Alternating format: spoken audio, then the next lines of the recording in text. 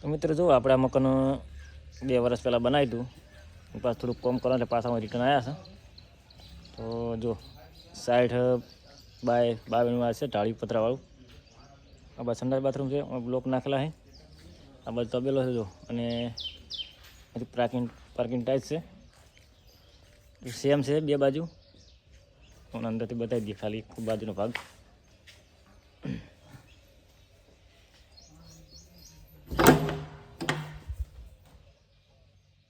જો કિચન છે, અને આ બાજુ એક બીજો રૂમ છે. એમાં જો આપણે સિમેન્ટ શીટને પણ મારેલી છે.